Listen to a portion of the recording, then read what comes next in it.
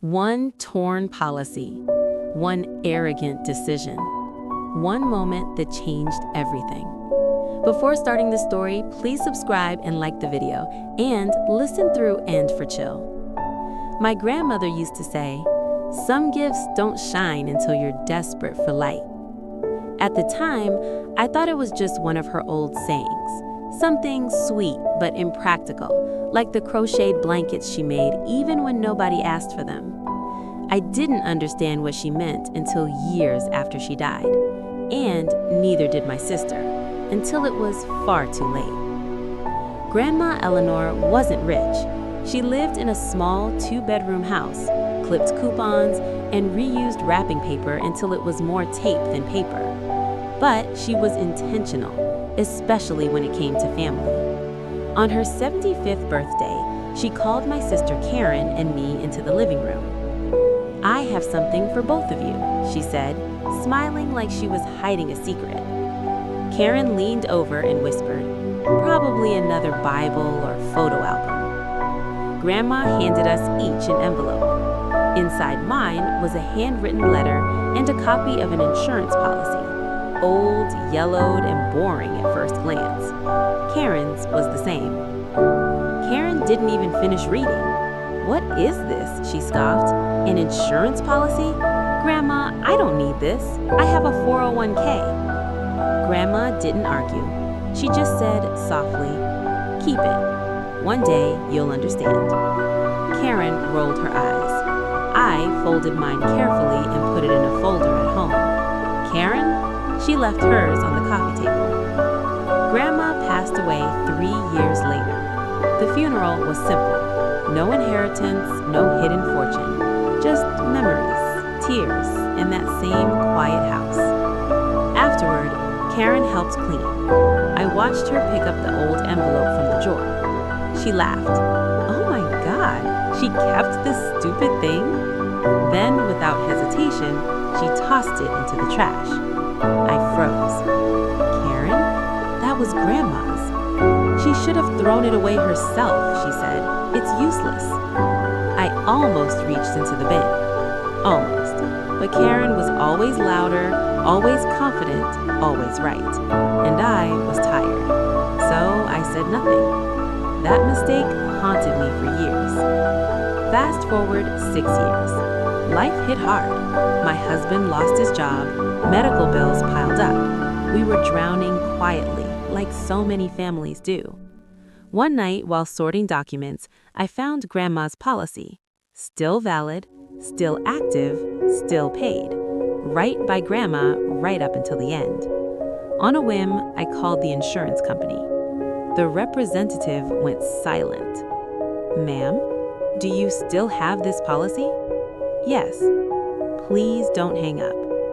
Minutes passed. Then, "You need to come in. Our director would like to meet you personally." My hands shook. The building was glass and steel, intimidating, pristine. Karen came with me, curious now. "This better not be a waste of time," she muttered. The director walked in, a gray-haired man with calm eyes. He looked at the policy like it was a relic. "Do you know what this is?" he asked. I shook my head. He turned to Karen. "Do you?" She smirked. An outdated policy my grandma didn't understand. The director didn't smile. "This policy," he said slowly, "was part of a generational legacy program our company ended decades ago. Only a handful exist." Karen's smirk faded. "It accumulates value in a way no modern plan does. It's tied to generational clauses." He looked directly at me. "Your grandmother set this up so it would transfer benefits to the child who kept it active." Karen laughed nervously. "Wait, what does that mean?" The director slid a document across the desk. 7 figures. Karen's face went white. Karen jumped up. "This is a mistake. She threw mine away by accident. She didn't know." The director raised a hand. "We asked your grandmother years ago. She told us exactly what she was doing." He paused. She said, "The one who values this paper will value the future." voice cracked. So, because I threw it away? Yes, he said calmly. You forfeited it. Karen didn't speak to me for months. She told everyone I manipulated the system, that I stole what should have been hers. But deep down, she knew. This wasn't about money. It was about respect, about listening, about not deciding that something old, something quiet, was worthless just because it didn't sparkle. I used part of the money to pay debts. I used part to build stability. And part, I donated it, in Grandma's name, because she was right. Some gifts don't shine until you're desperate for light, and some lessons are taught long after the teacher is gone. Karen didn't wait long. 3 days after the meeting with the director, my phone lit up at 6:12 a.m. Karen, we need to talk, now. I knew that tone.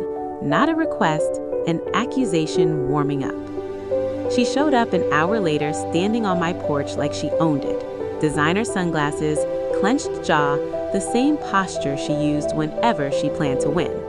I didn't invite her in. She pushed past me anyway. She dropped her purse on the table like a challenge. Do you have any idea what you did to me? She snapped. I crossed my arms.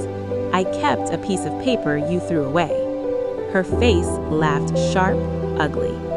Don't play dumb. That money should have been mine. Grandma meant it for both of us. I looked her straight in the eye. She gave it to both of us. You threw it in the trash. Karen's face twisted. That policy should have been thrown away. It was useless. No, I said quietly. You decided it was. That stopped her for half a second. Then she exploded. You think you're better than me now?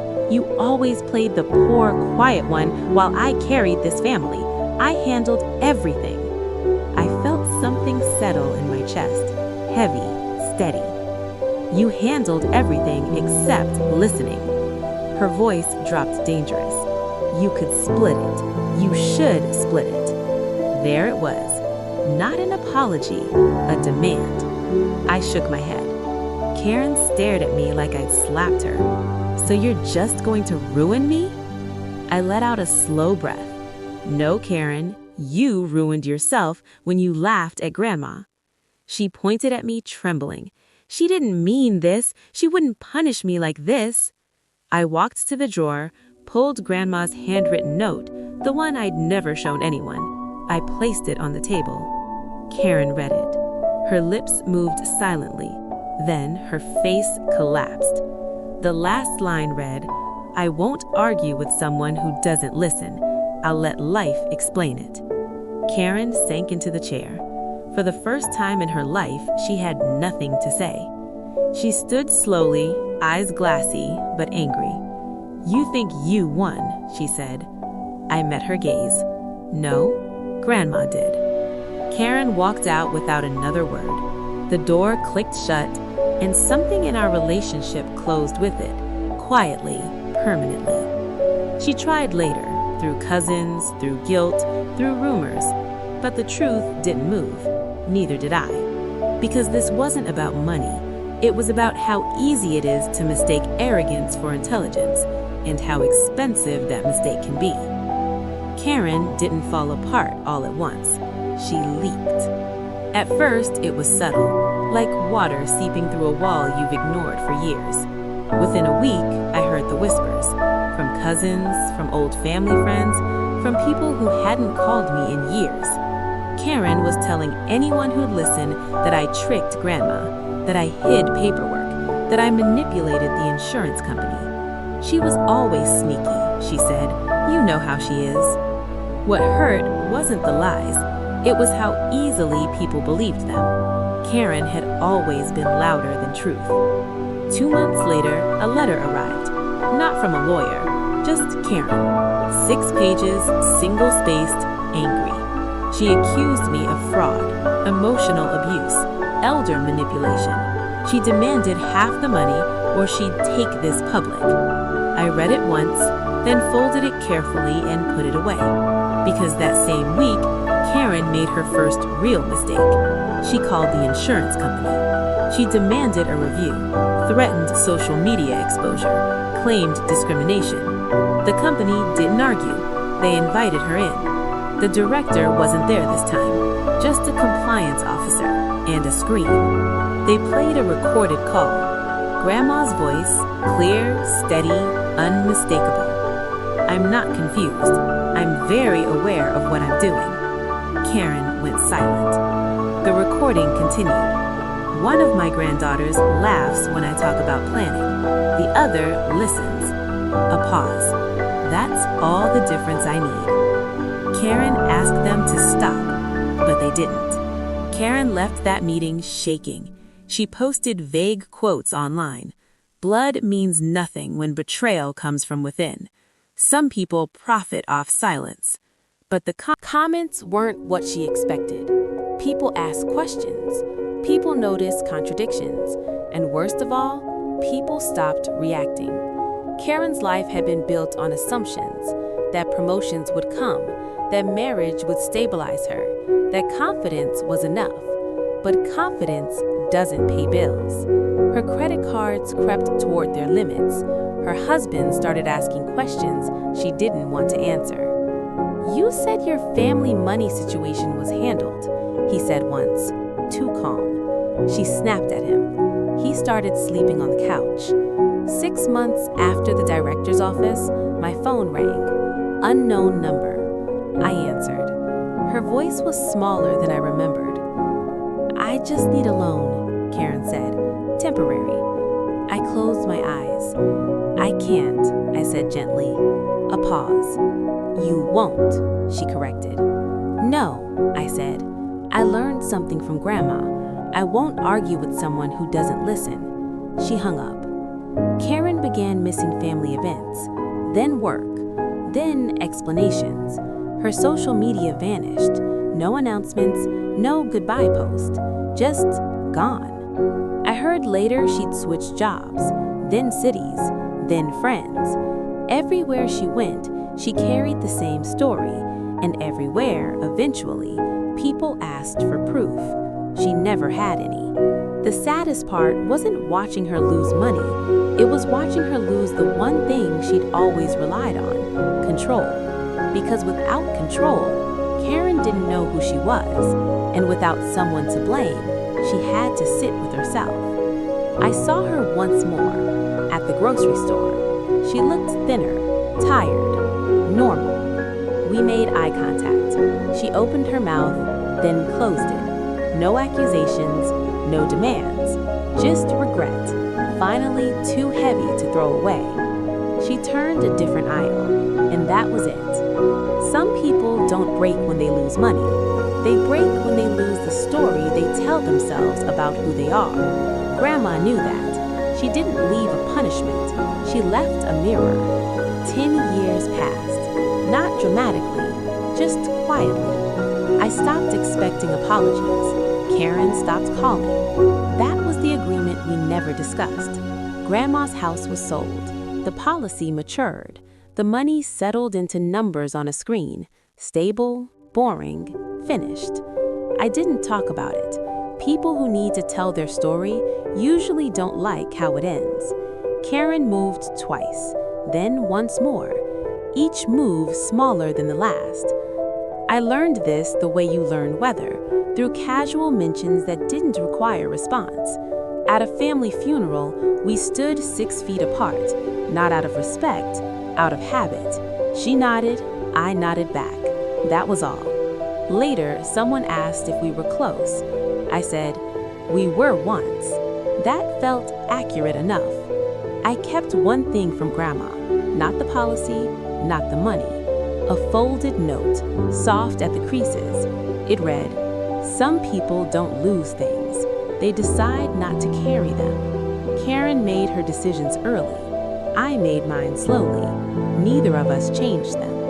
On my bookshelf, there's a plain folder. No label, no explanation. I don't open it. I don't need to. Some inheritances end in court. Others end in silence. This one ended exactly where it was always going to, quietly. If that story gave you chill, drop a like, subscribe, and comment so I know you made it to the end. I've got another one. See you then.